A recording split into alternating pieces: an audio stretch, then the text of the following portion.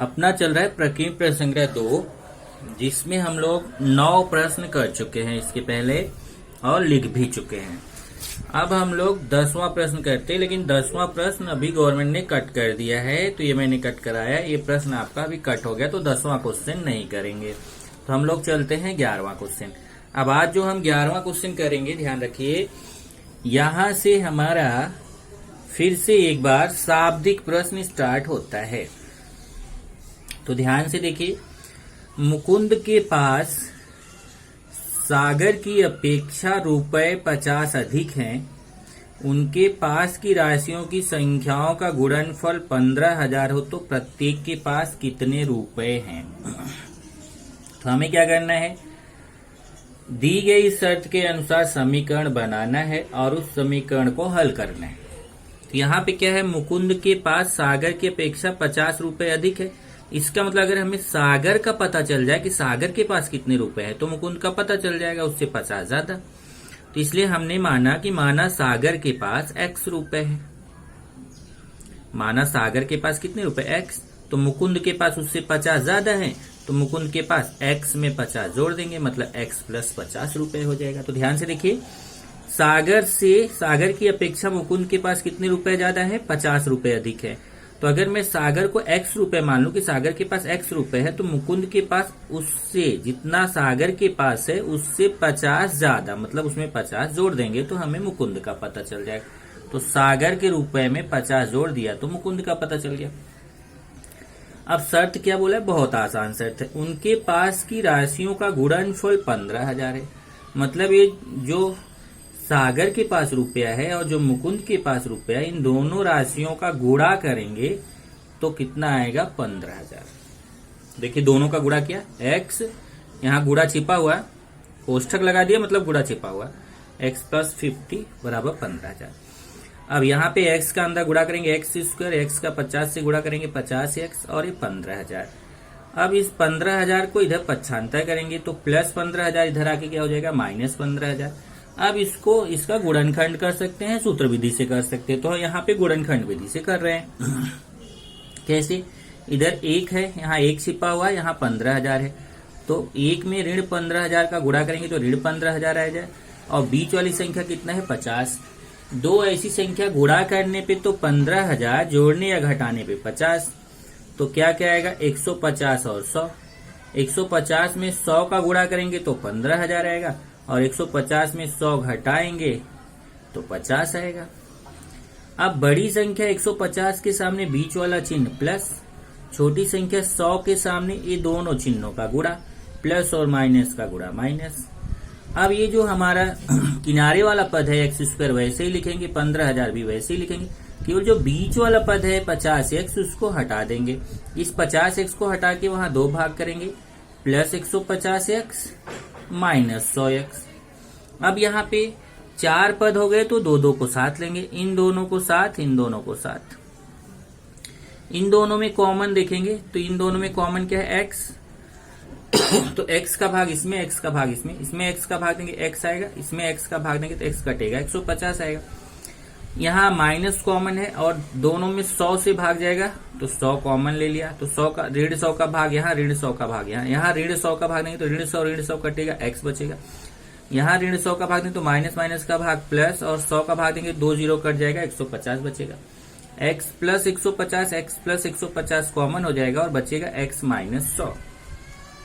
एक बार इसको 0 करेंगे, एक बार इसको 0 करेंगे, A + 150 उधर जाके -150 हो जाएगा, A -100 उधर जाके +100 हो जाएगा। तो एक मान माइनस में आया, एक प्लस में आया, परंतु जो धनराशि है, जो पैसा है, वो ऋणात्मक नहीं हो सकता, इसलिए X का मान -150 नहीं होगा।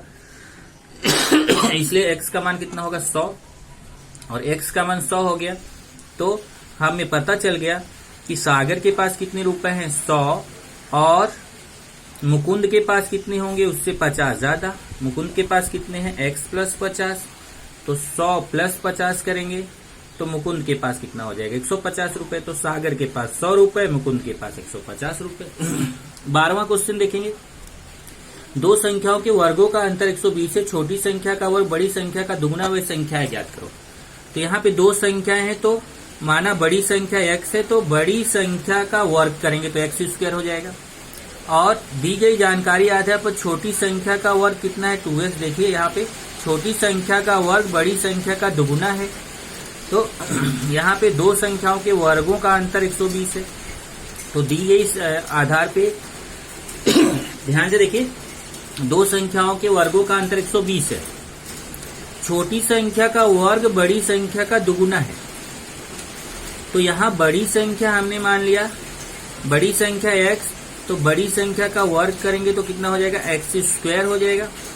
अब जानकारी क्या दी गई है कि छोटी संख्या का वर्ग जो होगा वो कितना आएगा, बड़ी संख्या का दुगुना है। देखिए छोटी संख्या का वर्ग बड़ी संख्या का दुगुना। अब शर्त क्या है कि दो संख्याओं के वर्गों का अंतर 120 है। इसका मतलब बड़ी संख्या का वर्ग माइनस छोटी संख्या का वर्ग बराबर 120। अब बड़ी संख्या का वर्ग कितना है, x स्क्वायर। ध्यान देना, बड़ी संख्या का वर्ग कितना है, x स्क्वायर। और छोटी संख्या का वर्ग कितना है, 2x। अब यहाँ कंफ्यूज मत होना, यही इस क्वेश्चन को कठिन बनाया गया है।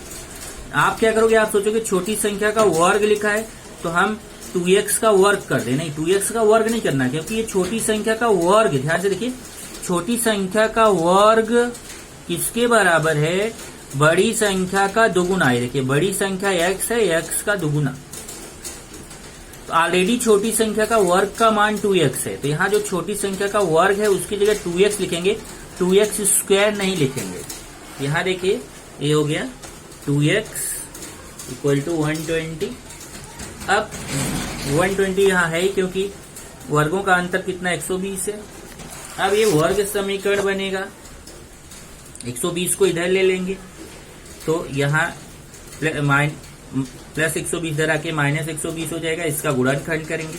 अब गुणनखंड आप जान ही रहे हो, देखिए मैं करके दिखाता हूँ। यहाँ पे यहाँ गुणा 1 का माइनस 120 से गुणा होगा तो माइनस 120। और यहाँ कौन सी संख्या चाहिए, -2 चाहिए। तो दो ऐसी संख्या गुणा करने पे 120, जोड़ने या घटाने पे 2, तो क्या क्या आएगा यहाँ पे 12 और 10। बड़ी संख्या जो 12 है उसके सामने बीच वाला चिन्ह लगाएंगे माइनस, और छोटी संख्या जो 10 है उसके सामने माइनस माइनस का गुणा प्लस।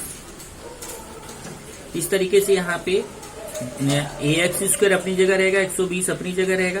देखिए किनारे वाले पद अपनी जगह रहेंगे, केवल बीच वाला पद -2x कट के वहां पे -12x हो जाएगा प्लस 10x हो जाएगा। अब दो को साथ लेंगे, यहाँ पे इन दोनों में x कॉमन होगा तो x -12 आएगा। यहाँ पे देखिए दोनों में 10 कॉमन होगा तो 10 का भाग यहाँ, 10 का भाग यहाँ 10 कटेगा, x आएगा। यहाँ 120 में 10 का भाग देंगे तो 12 आएगा। फिर x -12 कॉमन होगा तो x प्लस 10 आएगा। एक बार इसको जीरो करेंगे, एक बार इसको जीरो। देखिए एक बार x -12 इक्वल टू 0, एक बार x प्लस 10 इक्वल टू 0। ये -12 इधर आके प्लस हो जाएगा, प्लस 10 इधर आके माइनस हो जाएगा। परंतु वर्ग संख्या ऋणात्मक नहीं होती है। अब यहाँ पे देखिए उसने बोला है कि कैसी संख्या, वर्ग संख्या है, और वर्ग संख्या कभी भी ऋणात्मक नहीं होती है। वर्ग किसी भी संख्या का वर्ग करते हैं तो हमेशा प्लस में आता है। तो प्लस में आएगा या जीरो आएगा, ध्यान रखिए। नहीं तो आप बोलोगे कि सर प्लस में आता है तो जीरो भी तो आ सकता है। कभी भी किसी संख्या का वर्ग करेंगे तो या तो जीरो आएगा या प्लस में आएगा, पर माइनस में नहीं आएगा, क्योंकि माइनस वाली संख्या का वर्ग भी प्लस हो जाता है। तो वर्ग संख्या ऋणात्मक नहीं होती है, तो इसका मतलब ये x का मान -10 नहीं आएगा। अब आप कैसे कहोगे, देखो यहाँ पे लिखा है कैसे, यहाँ से छोटी संख्या का वर्ग 2x है, तो अगर आप यहाँ माइनस संख्या ले लोगे x का मान, अगर x का मान आप -10 लोगे तो छोटी संख्या का वर्ग आ जाएगा -10 गुणे 2 -20 आएगा। तो छोटी संख्या का वर्ग -20 आएगा, मतलब किसी संख्या का वर्ग माइनस में आ रहा है जबकि संख्या का वर्ग माइनस में नहीं आता है। इसलिए यहाँ पे हम माइनस नहीं ले सकते हैं, क्योंकि किसी संख्या का वर्ग माइनस नहीं होता है। x बराबर नहीं -10, तो x बराबर कितना, तब ये 12 लेंगे। तो अब देखेंगे कि छोटी संख्या का वर्ग कितना आएगा। यहाँ से देखिए छोटी संख्या का वर्ग, तो अब छोटी संख्या का वर्ग चाहे ऐसे लिखो चाहे ऐसे लिख सकते हो। देखो छोटी संख्या का वर्ग, इसका मान कितना है देख लीजिए। छोटी संख्या का वर्ग का मान कितना है, 2x है।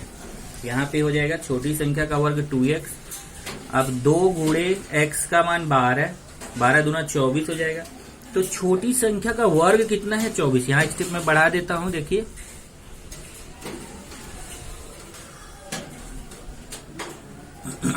छोटी संख्या का वर्ग हो गया 24।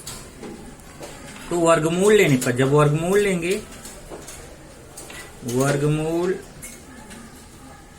लेने पर जब वर्गमूल लेंगे आप, तो यहाँ छोटी संख्या आएगी और यहाँ प्लस माइनस हो जाएगा और ये 24 करनी में चला जाएगा। क्योंकि आप जानते हैं जो वर्गमूल लेते हैं, जिस संख्या के ऊपर वर्ग लगा रहता है उसका वर्ग हट जाता है, जिसके ऊपर वर्ग नहीं होता करनी में जाता है उसके आगे प्लस माइनस लग जाता है।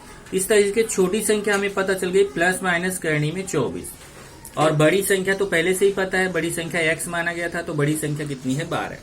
तो बड़ी संख्या 12 हो गई, छोटी संख्या करनी में 24, अथवा बड़ी संख्या 12 और छोटी संख्या माइनस करनी में 24। मतलब बड़ी संख्या तो 12 आई, पर छोटी संख्या प्लस करनी में 24 भी हो सकती है और माइनस करनी में 24 हो सकती है।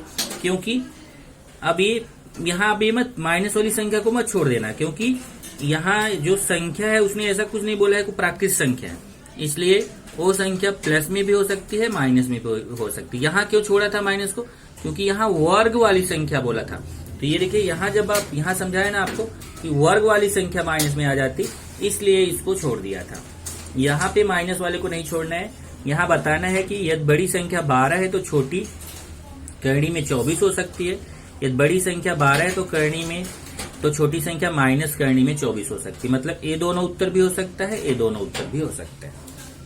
चलिए 13वां क्वेश्चन देखते हैं। रंजना को जन्मदिन के अवसर पर 540 संतरे कुछ विद्यार्थियों में समान रूप से बांटने हैं। यदि 30 विद्यार्थी अधिक होते तो प्रत्येक को 3 संतरे कम मिलते। विद्यार्थियों की संख्या ज्ञात कर। ध्यान से देखिए, 540 संतरे हैं, उसको कुछ विद्यार्थियों में बांटना है। तो मान लेते हैं कि 540 संतरे को x विद्यार्थियों में बांटना है। विद्यार्थियों की संख्या ज्ञात करना है, जो ज्ञात करना है उसी को x मानेंगे। तो विद्यार्थियों की संख्या ज्ञात करना है, तो माना विद्यार्थियों की संख्या कितनी है? x। तो 540 संतरे को x विद्यार्थियों में बांटना है, तो प्रत्येक विद्यार्थी को कितने संतरे मिलेंगे? तो यहाँ पे देखिए, संतरों की संख्या क्या हो जाएगी? जितने कुल पैसा है, जितने कुल संतरे हैं उसमें विद्यार्थियों की संख्या से भाग दे देंगे, तो एक विद्यार्थी को प्राप्त संतरे हो जाएंगे। फिर से देखिए, इसको कंफ्यूज मत होइए।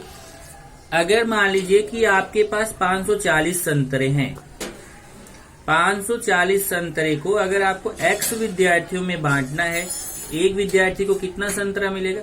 तो 540 में x का भाग दे देंगे तो हमें पता चल जाएगा एक विद्यार्थी को कितना संतरा मिलेगा। तो प्रत्येक विद्यार्थी को प्राप्त संतरे 540/x। लेकिन उसने बोला कि 30 विद्यार्थी बढ़ गए हैं। अगर 30 विद्यार्थी और होते, मतलब विद्यार्थी कितने? x है, 30 और होते तो कितने विद्यार्थी हो जाते? x plus 30।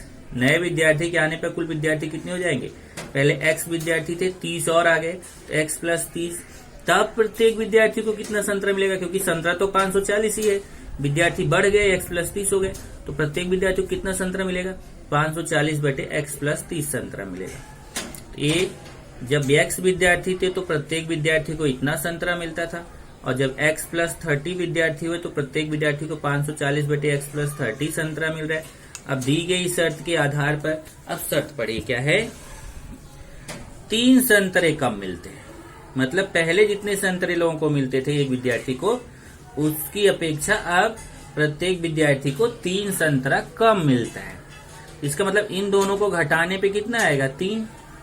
ये पहले के एक विद्यार्थी को जितना संतरा मिलता था, अब एक विद्यार्थी को जितना संतरा मिलता है। तो पहले और अब में कितने संतरे का फर्क है? 3 संतरे का। तो देखिए 540/x minus 540/x plus 30 equal to 3। आप इसको चाहे तो एक स्टेप यहाँ बढ़ा सकते हो, आप ऐसे लिख सकते हो 540/x बराबर 540/x plus 30 minus 3। 540/x plus 30 बराबर 540/x माइनस 3। लेकिन जरूरत नहीं है, यहाँ सीधा समझ में आ रहा है कि 3 संतरों का फर्क है। मतलब पहले जितना संतरा मिलता था, अब जितना संतरा मिलता है, दोनों में 3 संतरे की कमी हो रही, मतलब 3 संतरे का फर्क हो रहा है, 3 संतरे का अंतर हो रहा है। तो दोनों को घटा के 3। अब यहां से देखिए, हर समान नहीं है तो नीचे नीचे का गुणा, तिर्यक गुणा, तो पहले x का x प्लस 30 से गुणा करेंगे, नीचे नीचे का हो गया तिर्यक गुणा। 540 का x प्लस 30 से करेंगे, इधर 540 का x से करेंगे, ये 3 अपनी जगह। अब यहां से देखिए ये अंदर गुणा होगा, 540 का x से गुणा होगा 540x, 540 का 30 से गुणा होगा 16,200 और ये 540x, और x का अंदर गुणा करेंगे x स्क्वायर और x का 30 से गुणा करेंगे 30x और ये 3/1 कर दिया। यहाँ से देखिए 540x कट जाएगा क्योंकि ये प्लस है ये माइनस है, तो ऊपर 16,200 बचेगा, नीचे x स्क्वायर प्लस 30x और 3/1। अब तिर्यक गुणा करेंगे, 16,200 का 1 से गुणा करेंगे 16,200 और 3 का इसके साथ गुणा करेंगे। तो देखिए 3 का गुणा x स्क्वायर प्लस 30x से 16,200 का 1 से। अब यहाँ पे 3 का उधर ले जाके भाग दे देंगे, समीकरण के प्रत्येक पक्ष में 3 से भाग देने पे। यहाँ 3 से भाग देंगे 3 कट जाएगा, x स्क्वायर प्लस 30x बचेगा। यहाँ 3 से भाग देंगे तो 5400 आएगा। अब ये 5400 का इधर पक्षांतर करेंगे माइनस आएगा। अब ये वर्ग समीकरण बन गया, इसका गुणनखंड करके हम इसको हल करेंगे। तो गुणनखंड करना आप जानते हो, 1 का 5400 से गुणा 5400 और इधर बीच वाला पद 30 है, दो ऐसी संख्या गुणा करने पे 5400 जोड़ने या घटाने पे 30, तो 90 और 60, 90 में 60 का गुणा करेंगे तो 5400 आएगा और 90 में 60 घटाएंगे तो 30 आएगा। बड़ी संख्या 90 के सामने बीच वाला चिन्ह प्लस, छोटी संख्या 60 के सामने प्लस और माइनस का गुणा माइनस। अब ये जो किनारे वाले पद है ऐसे ही लिखेंगे x स्क्वायर और 5400, और जो बीच वाला पद है ना उसको हटाएंगे, उसको हटा के 2 पार्ट करेंगे, प्लस 90x माइनस 60x। अब यहाँ पे देखिए ये 4 पद हो गए। अब 4 पद में 2 पद कॉमन लेंगे। यहाँ देखिए 4 पद हुआ, इसमें x कॉमन लेंगे, x का भाग यहाँ, x का भाग यहाँ x आएगा, यहाँ 90, यहाँ माइनस 60 कॉमन लेंगे क्योंकि 60 से 5400 में भाग जाएगा, तो माइनस 60 से भाग देंगे तो माइनस 60 कटेगा x आएगा, और यहाँ माइनस माइनस का भाग प्लस, और 60 से इसमें भाग देंगे तो 90, x प्लस 90 कॉमन हो गया, बचेगा x माइनस 60। एक बार इसको 0 करो, एक बार इसको 0 करो।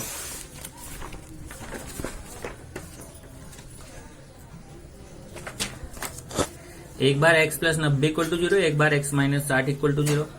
x बराबर प्लस 90 उधर जाके माइनस हो जाएगा, माइनस 60 उधर जाके प्लस 60 हो जाएगा। तो x के 2 मान आ गए, माइनस 90 और 60, परंतु विद्यार्थियों की संख्या है x और विद्यार्थियों की संख्या माइनस में नहीं हो सकती है, तो ये x बराबर नहीं माइनस 90, तो विद्यार्थियों की संख्या 60 हो जाएगी। यही उत्तर हो जाएगा। तो इस तरीके से ये आपका क्वेश्चन नंबर 13। तो मैंने 3 क्वेश्चन आपको बताया, 11, 12, 13।